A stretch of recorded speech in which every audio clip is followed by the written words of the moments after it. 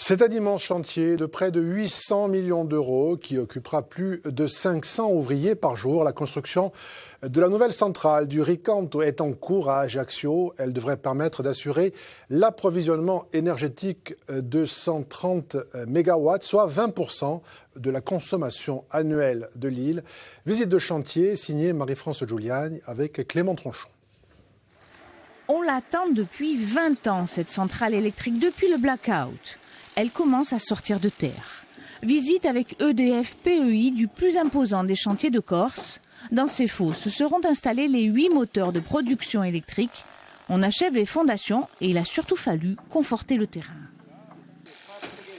Donc voici la fameuse machine spéciale qui réalise les inclusions rigides dans le sol, qui sont des colonnes de béton dont la fonction est de renforcer les sols sur cette zone qui accueillera bientôt les transformateurs de puissance de la centrale. Donc en tout sur le site, nous allons réaliser 5000 inclusions rigides. Gianpedro Santello, lui, a participé dans les années 80 à la construction du VAD où il restera jusqu'à la fin de ce chantier. C'est un des très rares insulaires sur site. À terme, il y aura jusqu'à 400 employés en même temps ici, en 2026. Certains viendront même d'Asie. On estime d'arriver à environ 250 personnes. On est en train de préparer les logements, donc une base vie dédiée aux ouvriers. Et oui, exactement.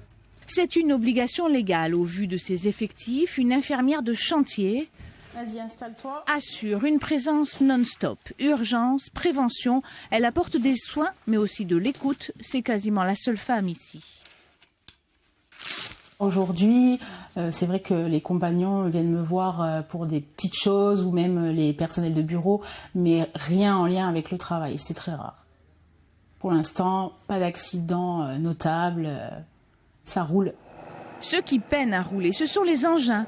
Aux risques inhérents des chantiers BTP s'ajoute ici une forte contrainte d'exiguïté des camions et des grues concentrées sur 3 hectares, contre 10 par exemple à la centrale de Luciana. Et c'est bien le plus gros souci pour le directeur du projet, Cédric Dupuis. Créer un outil de production à base de biomasse de colza, il l'a déjà expérimenté à l'île de la Réunion. On a 3 ans de chantier, entre 2024 et 2027.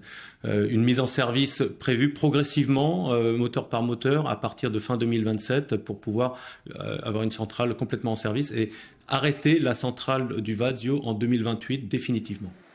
Aujourd'hui, le bâtiment principal commence à se deviner. Il faudra ensuite édifier les 2 cheminées du Ricanto.